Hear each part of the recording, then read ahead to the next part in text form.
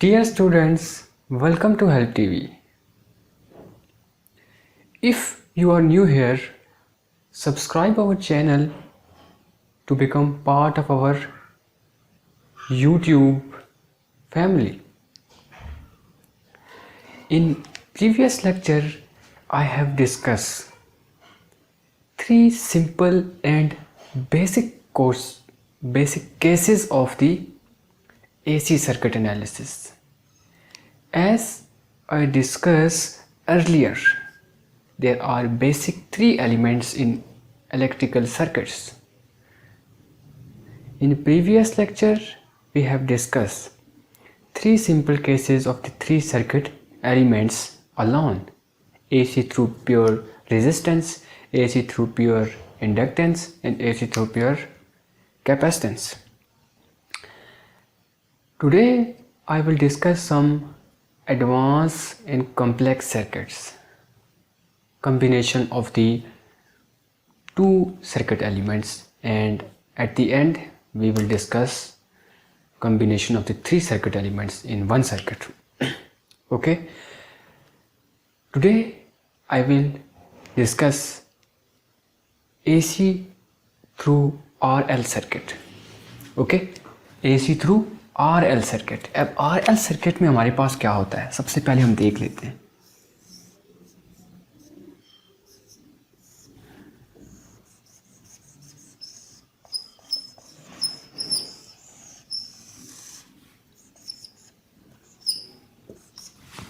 ये हमारे पास RL circuit है, ये RL सर्किट है हमारे पास।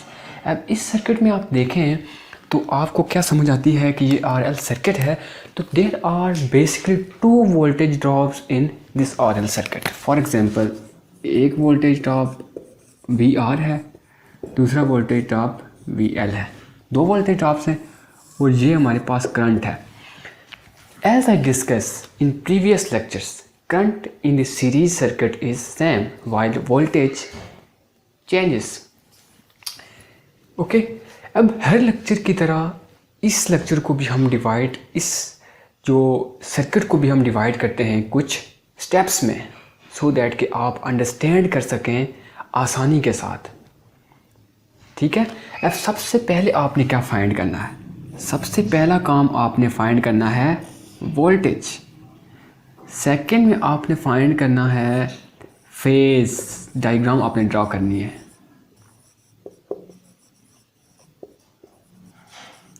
थर्ड स्टेप में आपने इम्पीडेंस फाइंड करनी है और इम्पीडेंस की जो ट्रायंगल होगी वो आपने ड्रा करनी है। और फोर्थ स्टेप में आपने पावर फाइंड करनी है। ओके, अब पिछले लेक्चर में हमने जो सर्किट्स थे तीन सिंपल, उनको भी हमने स्टेप्स में डिवाइड किया था। सबसे पहले हमने उसमें करंट फाइंड किया था, उसके बाद हमने उसमें ये देखा था कि करंट और वोल्टेज लीड कर रहे हैं कि लैग कर रहे हैं। ठीक है, सबसे पहले केस में प्योर रेजिस्टेंस के केस में करंट और वोल्टेज इन फेज थे। इंडक्टेंस के केस में करंट लैग कर रहा था वोल्टेज को बाई 90 डिग्री, और इन कैपेसिटेंस के केस में करंट लीड कर रहा था वोल्टेज को 90 डिग्री। ठीक है, तो ये हमने डिस्कस किया था पिछले लेक्चर में, बेसिक इसमें जो डिफरेंस है इन तीनों में। ठीक है, अब यहाँ पर हमारे पास स्टेप्स हैं कि पहले अब हम स्टार्ट करेंगे विद बेसिक स्टेप्स। ठीक है, सबसे पहले इन स्टेप्स को हम लेके चलेंगे और ये स्टेप्स रिपीट होंगे आगे आने वाले दो सर्किट्स में जो कि कॉम्प्लेक्स हैं, RLC सर्किट में भी और RC सर्किट में भी। अगर आप इस लेक्चर को समझ लेते हैं तो आपके लिए वो कुछ भी नहीं होगा, तो आपके लिए ये लेक्चर समझना बहुत ज़्यादा ज़रूरी है। ठीक है, अब देखें, अब हमारे पास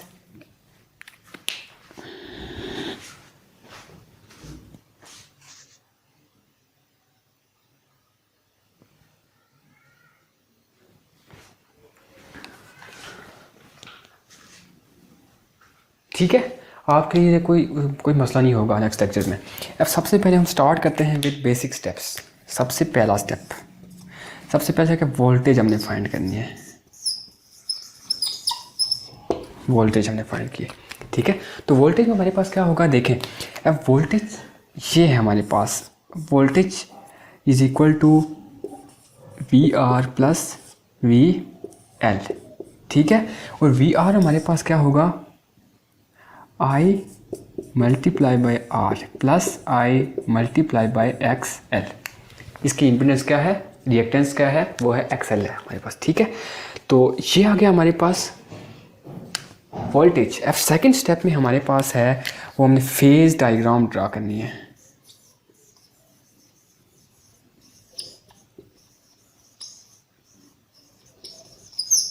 फेज डायग्राम हमें ड्रा करनी है। ठीक है, अब देखें फेज डायग्राम ड्रा करने के लिए कुछ मैं आपको स्टेप्स लिखवाऊंगा। हर कॉम्प्लेक्स चीज़ को, हर कॉम्प्लेक्स टॉपिक को, हर कॉम्प्लेक्स आइडिया को मैंने कुछ स्टेप्स में डिवाइड किया है आपकी आसानी के लिए, क्योंकि ज़्यादा सी चीज़ें याद रखना मुश्किल होता है। अगर आपको कुछ स्टेप्स दे दिए जाए तो आप उनकी इमेज अपने दिमाग में सेव कर लें तो आपके लिए प्रॉब्लम्स को सॉल्व करना बहुत आसान हो जाता है, क्योंकि जो आपका माइंड है वो वर्ड्स में नहीं सोचता बल्कि वो तस्वीरों में सोचता है। ठीक है, आपको स्टेप्स याद होंगे तो आप उन स्टेप्स को लेके चलेंगे तो आपको हर चीज़ याद रहेगी और आप उसको ज़्यादा देर तक अंडरस्टैंड कर सकते, ज़्यादा देर तक उसको आप अपनी मेमोरी में रख सकते हैं। ठीक है, अब देखें इसमें सबसे पहला स्टेप क्या है। सबसे पहला स्टेप इसमें यह है कि आपने करंट को एज ए रेफरेंस ले लेना है। करंट को आपने क्या किया, रेफरेंस ले लिया। अब सेकंड स्टेप में इन केस ऑफ रेजिस्टेंस हमारे पास क्या होता है, करंट एंड वोल्टेज इन फेज।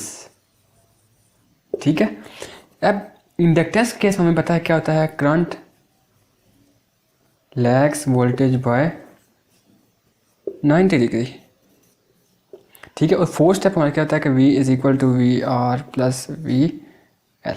ठीक है, ये 5 स्टेप्स लगा के 4 स्टेप्स लगा के आप इजीली इसको फेजर डायग्राम आप बना सकते हैं जो कि कॉम्प्लेक्स होती है। ठीक है, अब देखें सबसे पहले मैंने आपको क्या कहा, सबसे पहले मैंने आपको कहा कि आपने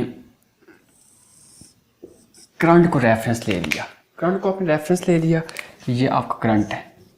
ठीक है, और रेजिस्टर के केस में चूँकि सेम होता है, ये आ गया आपके पास वी आर, इन फेज होता है ना, इन फेज होता है। ठीक है, और जो इंडक्टर है उसके केस में आपकी वोल्टेज लीड कर रही होती है करंट को, ये वोल्टेज लीड कर रही है करंट को। ठीक है, अब हम ड्रा कर लेते हैं वोल्टेज ट्रायंगल। वोल्टेज ट्रायंगल किस तरह से बनेगी ये देखें। ठीक है, यहाँ पे वी आर, वी एल और वी। ठीक है, ये वोल्टेज ट्रायंगल बन गई हमारे पास। अब वोल्टेज ट्रायंगल में ये आता है आई एक्स एल के इक्वल आता है। ठीक है, और ये आता है आई और आर के इक्वल हो गया। ठीक है, ये वोल्टेज ट्रायंगल भी बन गया हमारे पास। अब हम इम्पीडेंस पे जाते हैं और इम्पीडेंस कैसे फाइंड करेंगे हम यहाँ पर। ठीक है, अब हम जाएंगे स्टेप नंबर 3 पे। तो अब हम देखें कि स्टेप नंबर 3 हम कैसे सॉल्व करेंगे।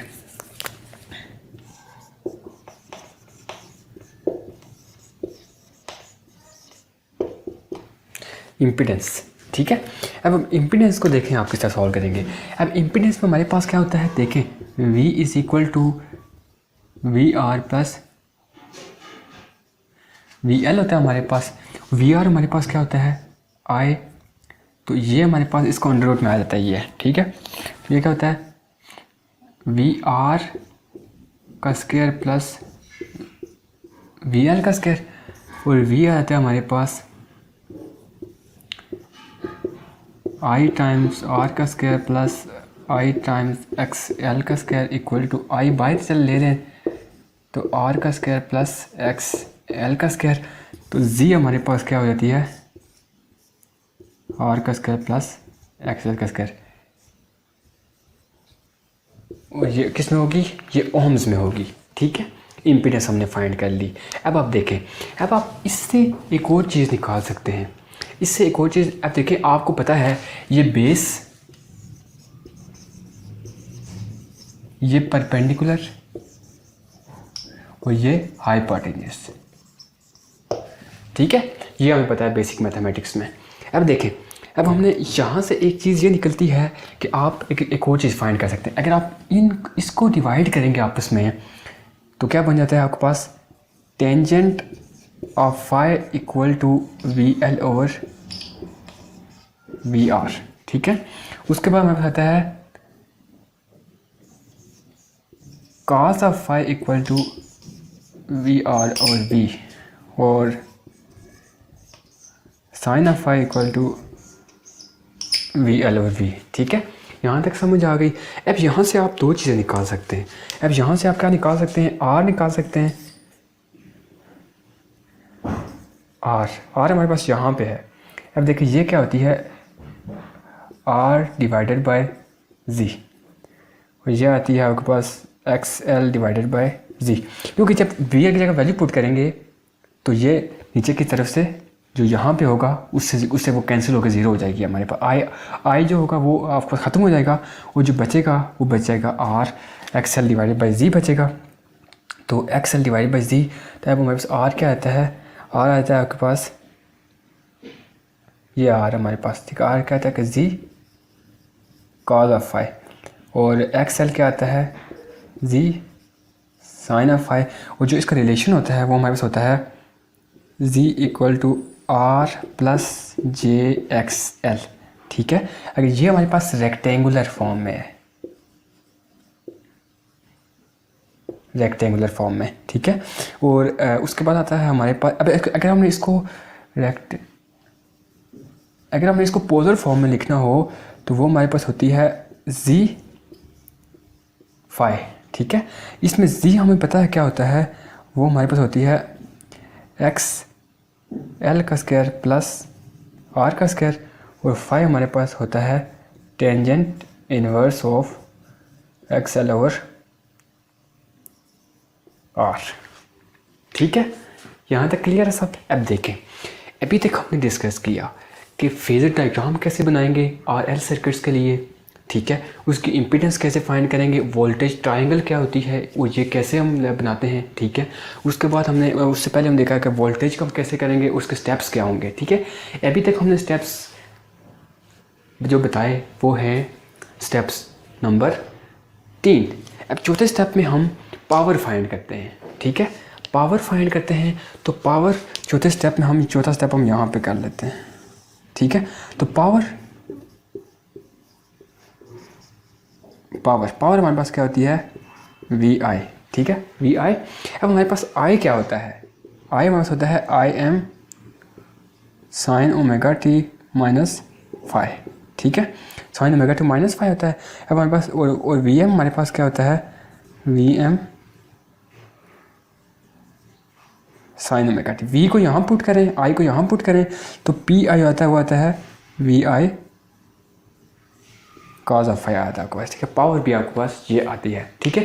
अब नेक्स्ट लेक्चर में हम ये डिस्कस करेंगे कि एसी सर्किट्स में बेसिक पावर क्या होती है और उसकी टाइप्स क्या हैं, और उसके टाइप्स में डिफरेंशिएट करेंगे हमको, वो उसको कैसे डिफरेंशिएट करेंगे, कितनी टाइप्स हैं, और उसको हम पावर ट्रायंगल से उसको हम एक्सप्लेन करेंगे कि उसके डिफरेंट टाइप्स हैं और उनमें फ़र्क क्या है, उनमें डिफरेंस क्या है, और उनको वो किस काम के लिए यूज़ होती हैं, उनके एडवांटेजेस क्या हैं, उनके डिसएडवांटेजेस क्या हैं, ये हम इंशाल्लाह नेक्स्ट लेक्चर में डिस्कस करेंगे।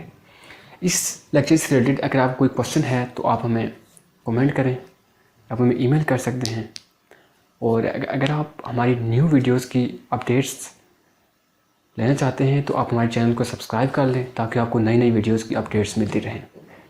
मिलते हैं नेक्स्ट लेक्चर में। Till then stay blessed, stay inspired, thanks for watching.